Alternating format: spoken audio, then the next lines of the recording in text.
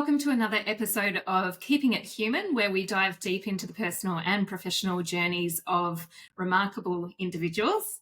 Today we have Matt Wheatley, who is an experienced HR professional, an ultra runner who has navigated a dynamic career path, facing challenges and triumphs along the way. With over 20 years in HR, including roles as an industrial relations consultant, HR manager, and now the People and Capability Manager at TasRail, Matt has a wealth of knowledge to share with us all. He's also a family man, married to his high school or college sweetheart with 2 daughters and a golden retriever. Welcome, Matt.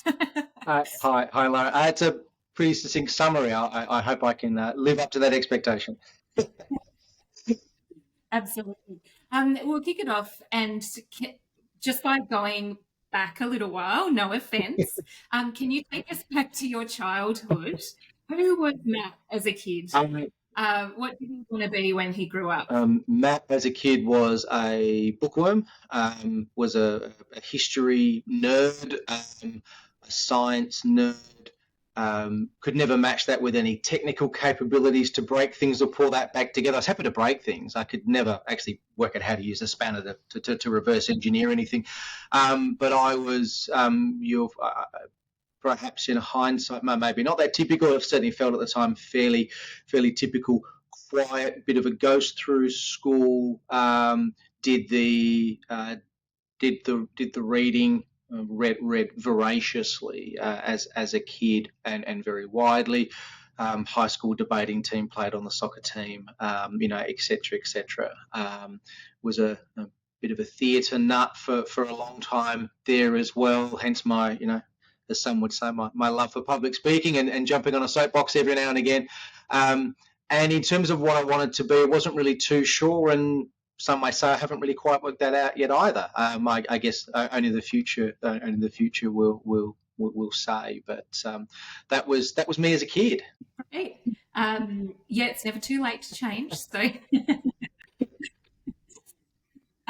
so if you could take us back to that pivotal year when, in our pre-discussion, when you were 23, you were getting married, buying a house, having a baby, and facing a redundancy.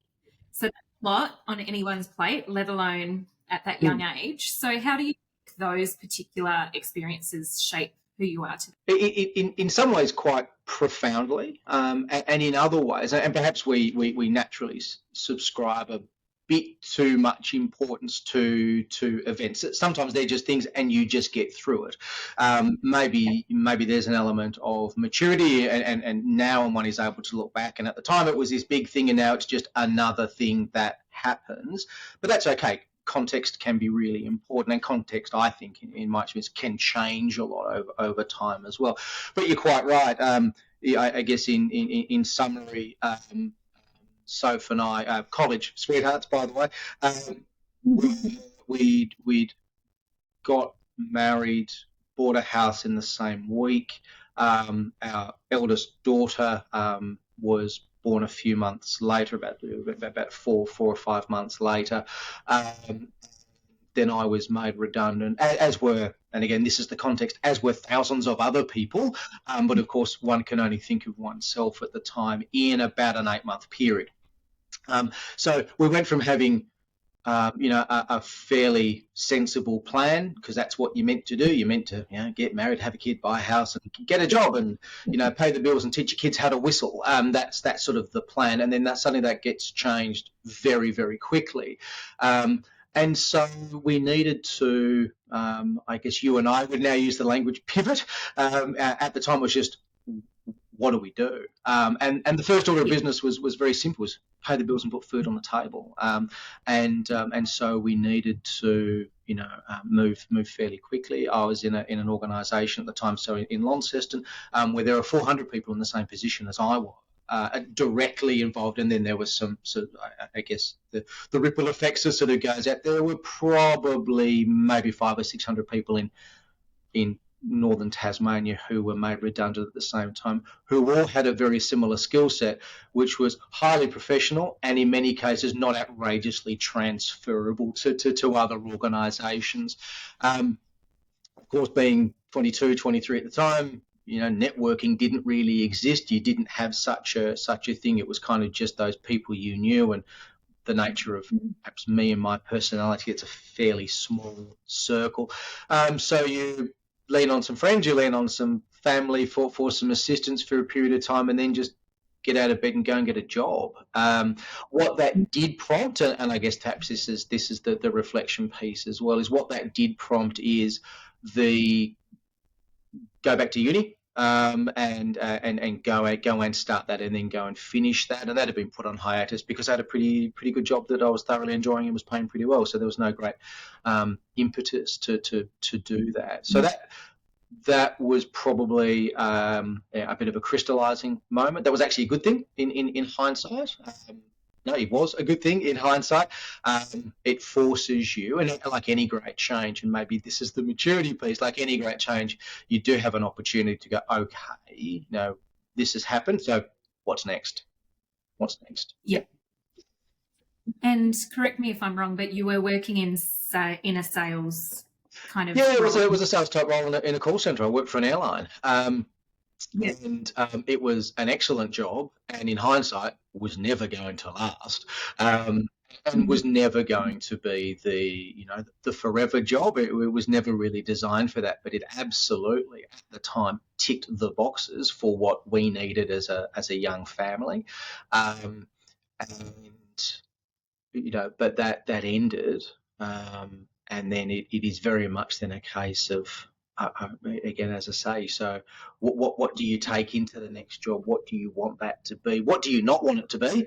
Which is equally important, I think. And again, certainly with the benefit of hindsight, there were some things that I didn't want it to be.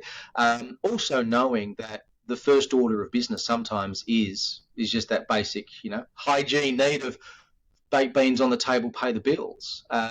And sometimes that's actually all you need to do, and the rest of it's just cream on top. Yeah, absolutely. So what made you choose HR as the degree to study? Probably a combination of a couple of things. I'd always been interested in law, oddly enough, and I was actually far more interested in medicine, and I actually applied for medical school. And in their infinite wisdom, and they probably made a good decision, they decided I wouldn't be a particularly good doctor. My family would tell me it's because my handwriting was so bad even then they couldn't read the application. The path? I agree. I maintain that would have made me a fantastic doctor. No, so the career was really always going to be, perhaps broadly speaking, people-oriented. Whether that was HR, whether that was, I guess, this broad banner of business. I was not really built to be an engineer or a chemist, or even though I'm very interested in, say, in sciences and academia and in history and geography and so on. That was probably a little bit. I perhaps wanted a bit more human interaction. And I absolutely admire those people who can focus on the academia or can teach. I think are superheroes, but wasn't necessarily was going to tick some boxes for me. So I guess a good combination for me was a bit of business. I studied economics for a while as well, and the law, and then sort of naturally progressed, if you like, into this fairly broad bucket of what we call HR. Okay. And so going through that initial redundancy stage, do you think that particular experience influenced, I guess, your perspective on HR and employee relations? Absolutely. And I guess in a simplistic sense, I have a philosophy that, and again, maybe this comes with age or experience, is there's always a lesson somewhere, and sometimes the lesson is abundantly apparent and punches you on the nose, and sometimes it takes a while to distill and to go, okay, that was the lesson that happened then. the lesson for me, I guess, on reflection was, for me, it's a couple of things. At a personal level, nothing's forever. From a job perspective, particularly, and things can change, whether they're good or bad actually doesn't really matter. They can change, and it might not have anything to do with you whatsoever. Sometimes a business goes out of business. Sometimes a business just changes, and sometimes there are. I guess if we put it very simply, it can just be a job, and that's actually okay. That's okay sometimes. It certainly taught me, and again, for me, that there's some value in the concept of good communication and frank and honest communication. Noting that this organisation, this is in many cases almost, but not quite pre-mass email, for example. I mean, this organisation, went out of business in September 2001. It was actually 3 days after the terrorist attack in New York. So we didn't have mass media, social media, and so on. We barely had an internal email system. So we relied a lot on local leaders for communication. I certainly couldn't speak to what support they did or did not receive because they were made redundant as well. But I guess in hindsight, it was the value of frank and fearless and honest conversation. Also being able to, at a human level, recognise that things sometimes don't happen because of you, and they don't happen to you. They just happen in a work scenario, and that's okay. There's absolutely a time and a place to take some things a bit personally, and that's okay. That's okay. Sometimes it's okay. This happened. What's my plan? I need to come up with the next thing and the next thing from there. Yeah. But certainly, certainly having been made redundant, or having been, it's the wrong term, but I think, having been the victim of that, having been on the receiving end of the pink slip, having been on the receiving end of these communications, certainly informs how one has those conversations when you're on the other side of the table over the rest of your career, and that's the important thing. Absolutely. I'm sure it would make the process for the person receiving that end of the conversation a lot more, you'd come from a place of empathy because you've been through it yourself. Absolutely. And that doesn't mean, and oddly enough, the person then on the other end, frankly, doesn't care. They don't need to care. And again, as the person delivering the message, that's not the reason you say, I understand how it feels, because you kind of do. The reality is you don't really, because it's different for everybody. But I think it's okay. Particularly in our field, is to be, in fact, I would argue it's imperative to be clear, to be concise, but also to be empathetic. And it is okay to also make, in fact, there used to be this argument, you could only have a business head or a people head, and I absolutely fundamentally disagree with that, because it's just outright wrong. It is absolutely okay to have both of those lined up and to have both of those thought processes happening at exactly the same time. I agree. So talk to me about your current role as People and Capability Manager. So that you're at TasRail. So what are your primary responsibilities? And I guess for people that aren't working within the HR space, what does a typical day look like for you? Well, the trite answer is there is no such thing as a typical day, but everybody says that, don't they? So if we go back one step in the piece, so TasRail is a government business enterprise here in Tasmania. We have a shareholding minister, so we're government at a distance, but have a separate board of directors, a separate company structure, and are charged with returning as it turns out, a modest profit to the state.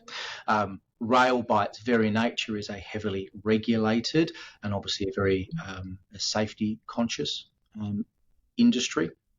And we certainly take those aspects of that incredibly seriously here in our organisation. I've been in this business for 5.5 years now, and have seen the importance of let's call it, good HR practice really grow over that 5.5 years, and probably been part of a driver of that, but also others in the organisation, not even those necessarily directly involved in this team, have been part of that push towards improved professionalism, I guess, is probably the simple way to put it. Over that 5 years or so, we're also not finished on our journey yet either. A big focus over the last couple of years has been really trying to move away from trying to improve efficiency at a transactional level. And there's always an element of transaction. That's just the nature of any job. Sometimes HR people get very precious about that. And they go, well, there's transactional components of every role. That's just the way it is. The challenge is always minimise the touch points, minimise the error points, the keystroke errors and so on, but also recognise it's incredibly important, and it needs to be done right, it needs to be done well, but also let's do it once. Because the magic happens in that transactional space. And so the focus has really been trying to recognise the importance of and improve the quality of transaction, whilst moving the thinking and moving the brain, if you like, into that change space and into that transactional space as well, but also empowering my team and other perhaps other leaders in the business to recognise they can actually straddle both worlds at the same time, and you actually need to have a good understanding of both. Under my portfolio as well, also have our training, our capability team, which has grown over time, and and rightly so. We essentially run ourselves as if we're a registered training organisation. Again, heavily compliance driven. The only people that can train drivers in Tasmania work in my team, and other portfolios within our business as well. So we are business critical. We are mission critical. We take that very seriously. We also, are well embedded in the organisation, both as, I guess perhaps very simply, solid transactional partners, but yes, trusted strategic partners as well. Whether that's at the exec table from my perspective, whether that's my leads, my sort of senior team, interfacing and influencing positively, our senior leaders and indeed our frontline staff on a daily basis. Yeah, great. And so, what does your team aim to achieve in the area of employee culture and engagement? It seems to be really at the forefront now post-COVID. People are really considered in their approach when they move organisations. So how are you guys leading from the front in that aspect? So we probably, I think we do it in a couple of ways. The first thing is to have a good understanding, as best one ever can, of the current state of play. And so we last year, and this would be no particular surprise, we ran our first engagement survey, ran our first one for a couple of years, and that's a measure. It's not the only measure. An old mentor of mine once said there's two ways. There's really two ways to gauge culture in an organisation. One is do a survey, and that'll tell you something, and that's important. The other thing is who turns up at 3 o'clock in the morning when there's a crisis. And there's an argument to say that that's an equally good way to determine culture. Of some teams more so than others. Not everyone needs to respond at 3 o'clock in the morning. And so it is sort of understanding that data can tell you a story, it can tell you part of a story, but it also is an incredibly important of that story as well. So the first thing was to really get a sense of where we think we might be. Aligned with that, I restructured my team quite significantly last year, and really wanted to move away from, say, traditional HRBP type model.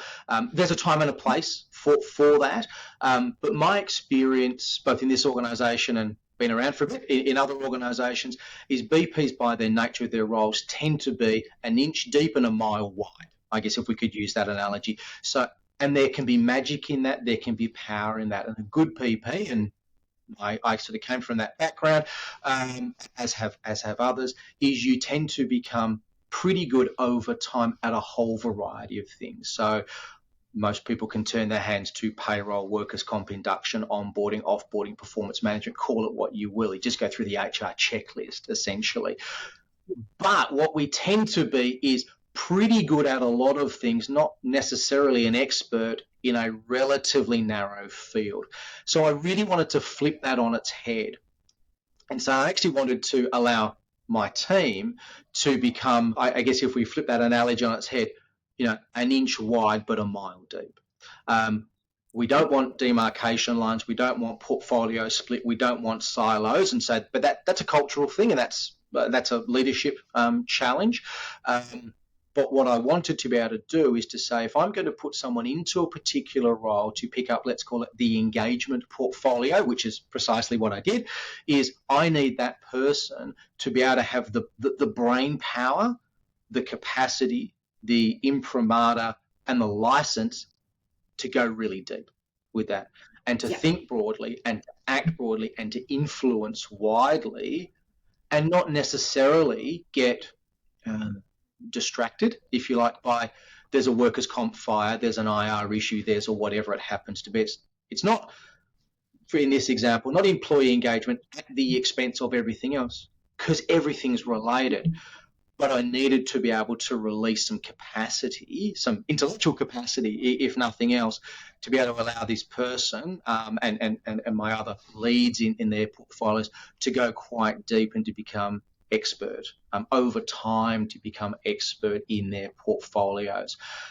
So I essentially have 4 HR leads, if you like. They'll have a primary and a secondary portfolio, which gives me as a leader some capacity or some redundancy, I should say, and some risk surety in terms of leave and resignation and so on and so forth. But it allowed me to recruit either current or emerging experts into those fields, so that's a good thing, and allows them to flex quite hard. And an important part of all their portfolios is expert as coach.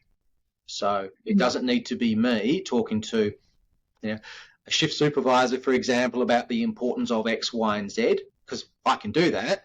But I've got a team of internal experts, and it's part of their job to coach over time our leaders, because that's actually where we'll make, if we bring this back to your question about engagement, that's where the biggest impact will be, is actually not from my seat, from your seat, from an HR desk somewhere. It's the leadership who will do that, regardless of where they sit in the organisation. Yeah, and I'm sure they appreciate that extra level of empowerment to be able to, go and comfortably have those conversations without having to, check in along the way, or check in first. Absolutely. And as in any organisations, we have leaders, and I put myself in that bucket as well, of course, who are at different stages of the journey, depending on what element you happen to be talking about. And there are no doubt there's some aspects to, let's call it leadership that I still find challenging, and I still need some support and coaching on, or some self-reflection on as well, as does everybody. And that's where, I guess, if we go back to that question around, what does broadly, what does success look like for this team, and how has that changed over the years? That for me is the best example of moving away from transaction into transformation, is being able to free up the time, the capacity, or giving the team the permission, essentially, to go and do that, and to see it as a really, really important exercise and part of their portfolio. Yeah, absolutely. And I've experienced firsthand in some recruitment efforts with your team that it's absolutely spot on what you said before. Emerging talent, you do really look at the transferable skills and hire based, on those rather than just a piece of paper, which Absolutely. is so fantastic to see. Yeah, absolutely. I mean, the old adage I think rings true is hire for aptitude, Yes. and well, attitude. I beg your pardon. And so essentially, I mean, but to use the current language is values-based recruiting, Yeah. which on paper is really easy, but in practice is outrageously hard, and is fraught with all the usual, legal, ethical minefields. And again, that reinforces to me the need to have a specialist in the team who focuses on recruitment and talent management. It allows that person to, continue to build on their developed expertise and to share that knowledge in the organisation about what does values-based recruiting look like, what does it feel like, what does good look like, what does green and what does red look like, and how do we continue to attract in a reasonable, considered manner, the best available talent that align to the values expectations of this organisation, and they'll be different in different organisations, whilst also, I guess, we still have to put our usual hat on, still get the job done. Still running a business. Absolutely. Yeah. So at some point, TasRail, was an attractive employer to you. You put your hat in the ring and applied for your role. Has the company met your expectations since you joined? Yes. Yeah, it has. Yeah. I mean, my team would always chuckle. There's always a story with Matt, and there genuinely is. So I actually originally applied for the manager role, if you like, in this business. Oh goodness, about 5 or 6 years before I actually joined the first time. The organisation was in a very different place then. They didn't select me, and that was an excellent decision by TasRail. And it was really good for TasRail and really good for Matt that I didn't get the job at that point in time. So if we go back to this idea about, if I have to terminate someone or performance manage someone or make someone redundant, I also have lived experience of not getting a job that I really wanted and thought I'd be really good at, and coming out the other end going, oh my goodness, wow, everybody. Shouldn't say dodged a bullet. That's far too strong, but there's always a green frame. You can always go, hang on, there's a story here. So it was at that point in time not the job in the type of business, and I wasn't the right person for that. And the fellow that did get the job, the stars lined up, and he was excellent in it. And I'm forever grateful. I'm still good friends with him because it's Tasmania after all. So if I then go back to my experience, essentially what I'm perhaps a man of simple creatures, is I just like to be able to know that I'm making a difference, and that difference is more good than bad. Is more good than evil, if you like. And whilst I'm able to do that and have a positive influence and build strong relationships with people I work with, and can have let's call it, an influence, and broadly, sort of influence, where the company is and where the organisation may be heading, then it will continue to tick most of those boxes. Of course, we all have challenging days and challenging weeks, and there's always elements of every job that just feel like a bit of a gut punch. But that's life, that's work, then that's okay. Absolutely. And so over your HR career as a whole, can you share a lesson or two that you've learned about managing and developing talent? Sometimes it's difficult to answer these questions sometimes without it making us sound like an Instagram post. And so I certainly try to not do that. Hashtag. I guess for me is, perhaps in a very simplistic sense, is as a leader, irrespective of portfolio, you're paid to make a decision. And sometimes you just need to make a decision. And you need to make a decision that is as informed as you possibly can be, knowing that there's always an element of grey and an element of unknown. But it's also really important, I think, to have a plan, to have a plan that's malleable enough to change with the circumstances, that there's always, we call them black swans, there's always the things coming out, these externalities that will come out to alter and influence the plan. But broadly speaking, if you have a plan for, say, in my case, not so much the team, but broadly the output and the activities of the team, and then you just keep on looking until you find the absolute best person you can and the best fit for that person at that point in time, and then get out of their way. Yeah. Then get out of their way. There's a fine line, I think, between I recruit absolutely fantastic people, but then I micromanage them to such a degree that I don't allow them to flex their muscle. And that's happens in businesses all the time. And that's actually just poor leadership. It means either your plan wasn't articulate enough, you actually as leader might be part of the problem. Yeah. Or you haven't been able to articulate even to yourself what execution of the plan looks like. Because if you're that invested in the day-to-day minutiae of the activities, just do it yourself. And that's okay, but at least own that. So absolutely have a broad strategy and a broad plan.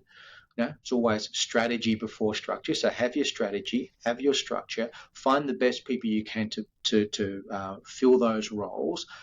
Always focus on values-based recruiting, and in some cases, and an HR team is probably the best example, on fit and cohesion, or having a tolerable level of creative tension in a team. That can be a really important aspect, and often gets overlooked.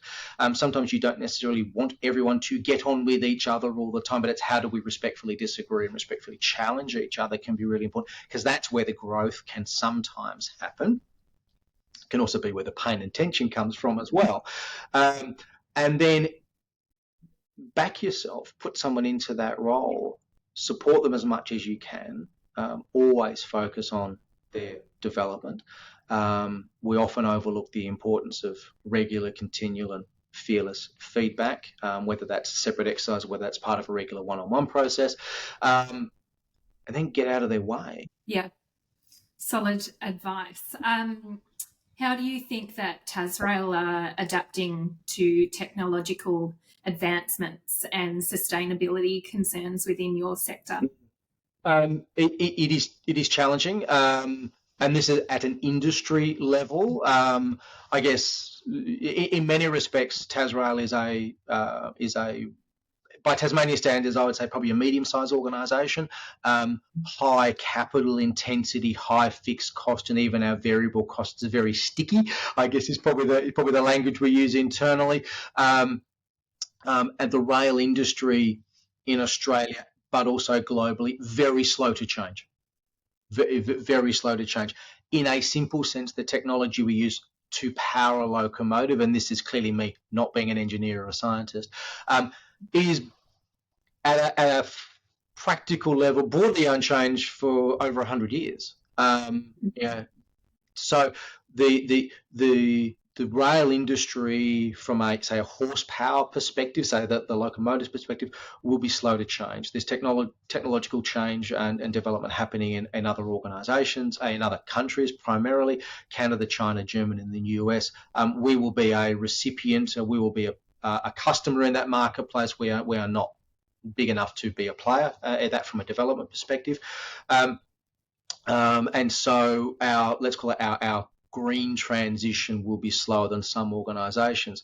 But at the same time, we absolutely know that we take tens of thousands of truck movements off the road every year, which makes the road safer, reduces road toll, reduces road wear, and we've had the analysis to demonstrate that. We also know that for every tonne of freight that goes on road, we can do it 75% with 75% fewer carbon emissions, the black balloons, if you like.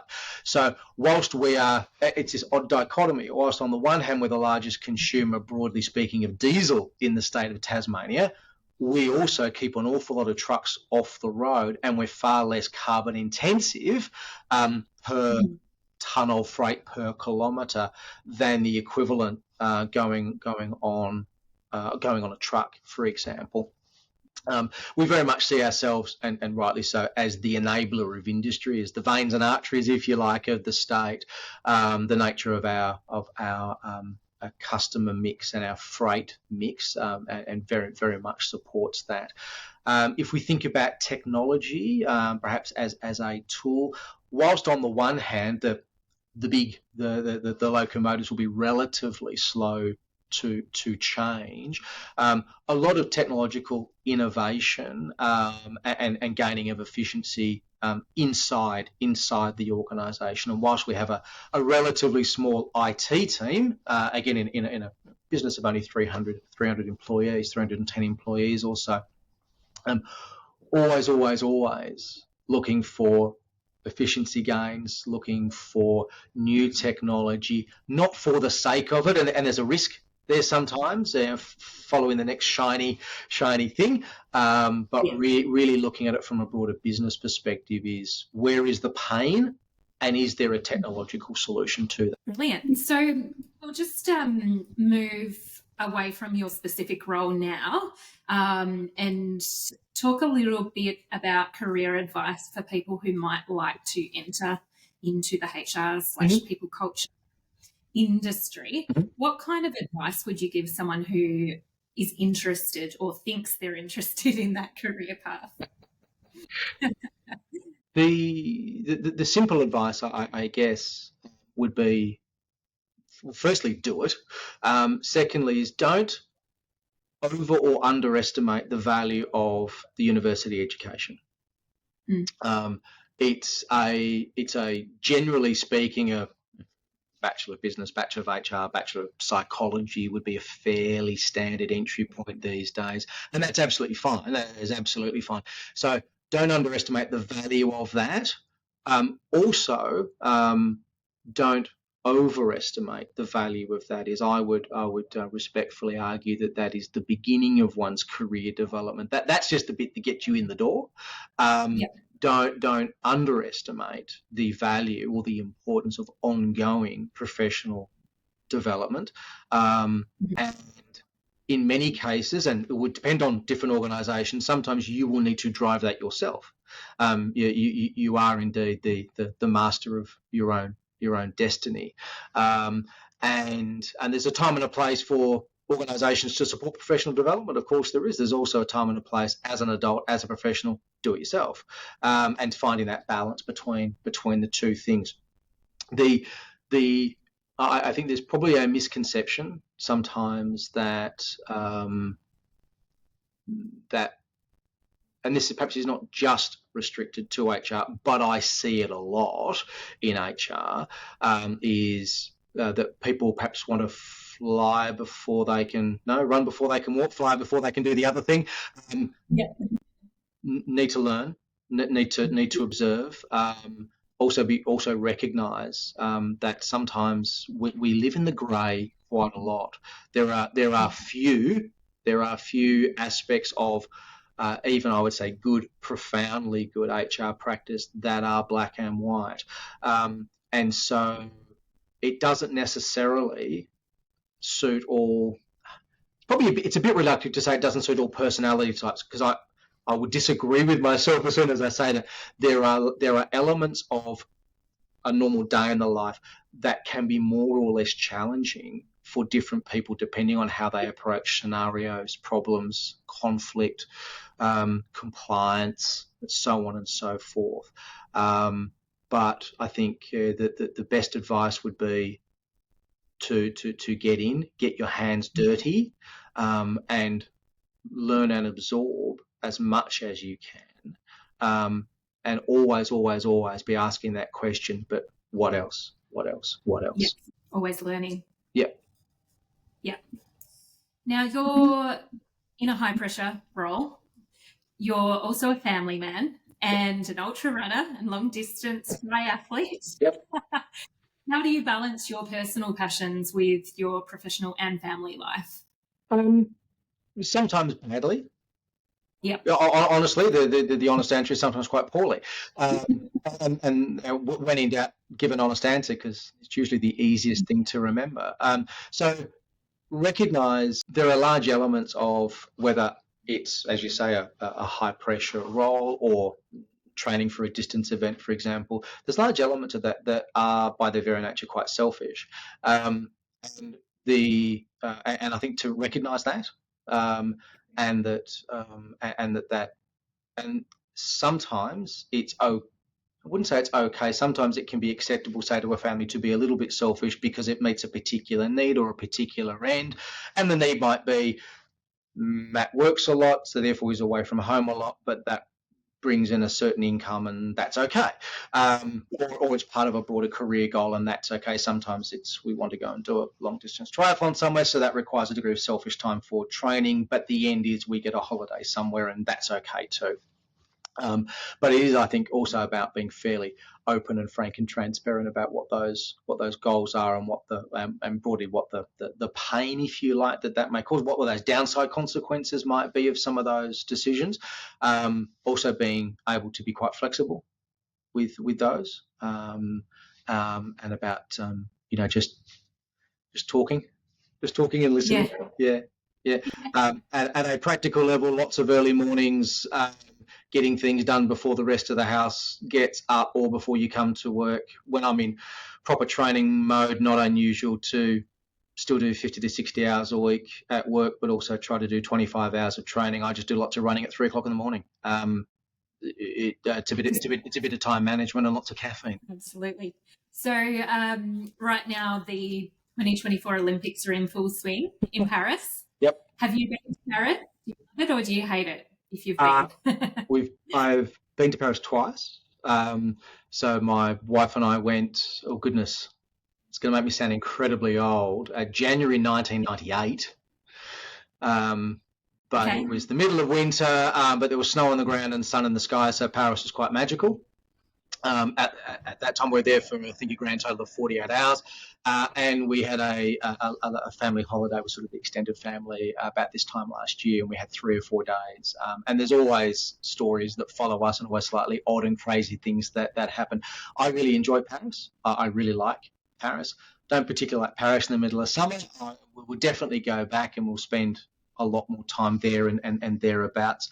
But I really like Paris. It brings out the history nut in me more than anything else. Yeah. I agree. Yeah. I've been twice, and what I find interesting is it's a very conflicting question.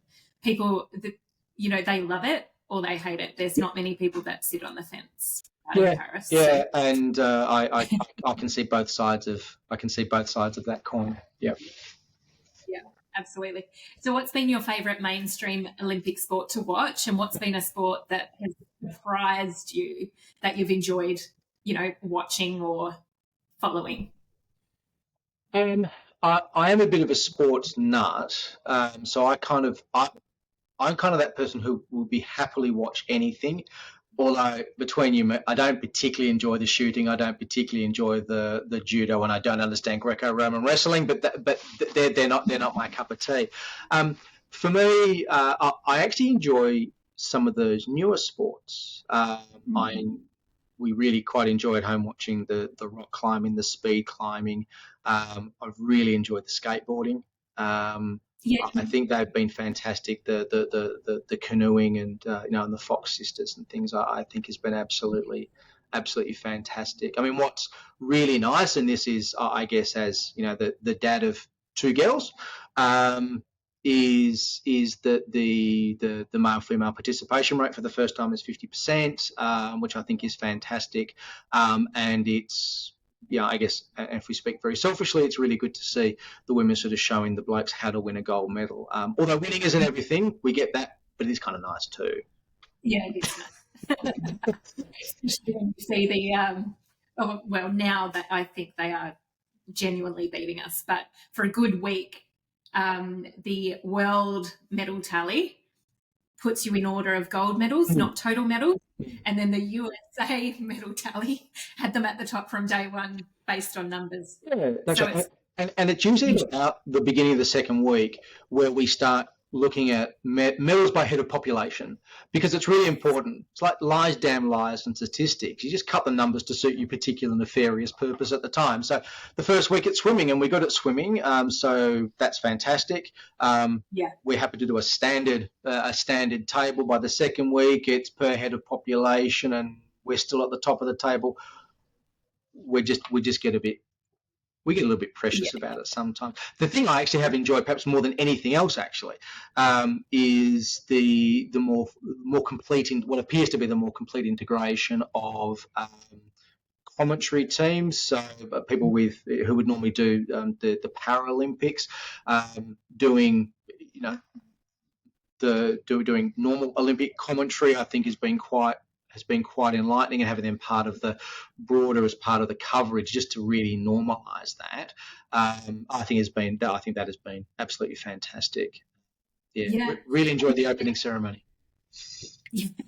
Yeah, I personally never realised how important the commentary is when you're watching an event. And I watched the women's gymnastics floor finals the other night through a streaming service, and there was no commentary, and it made it really difficult as a non-gymnast to actually know who was genuinely doing well. Yeah, who was doing well.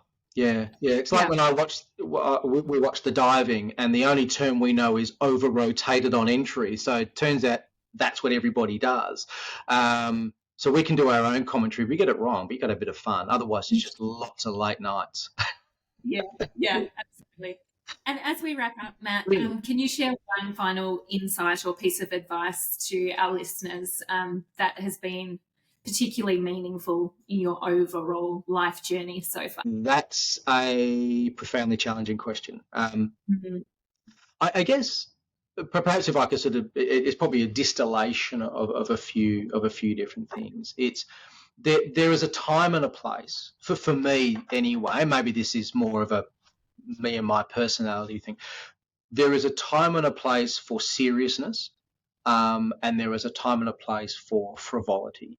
And that happens both in work and out of work. There is absolutely a time and a place in work to be serious, to take it seriously, to think deeply, and to act profoundly, if that's the best way to put it.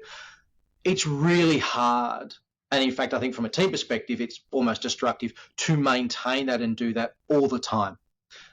There has to be a release. There has to be a bit of fun. There has to be a gesture. There has to be a laugh every now and again. The team, personally, but also broadly as a team, and arguably as an organisation, will implode under the weight of that heaviness.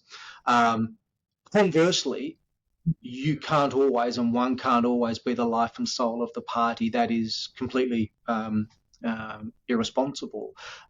There is a balancing act, and I wonder if the challenge of leadership sometimes is recognising, is straddling that line without it being quite so, obtuse as, I'm now serious and I'm now not going to be serious, but is also to understand in yourself and to read that situation. There's a time and a place for seriousness and for a bit of a laugh. Yeah, love that. And for those who may not know Matt, he sometimes sports a wonderful moustache. I'm disappointed it's not there today. There's a bit of it. There's a story behind that too. Yes. I'm just making up for the rapidly receding hairline. That's all. I'm just making up while I can. Yeah. So what I was getting at with that is, there's certainly the fun side, the professional side, and the everything in between. So I think it's a really good place to be. Yep. Thank you so much for joining us today, Matt. I will pop your LinkedIn URL in the show notes in case anyone feels drawn to connect. And thanks for joining the show. No worries at all. Thanks very much.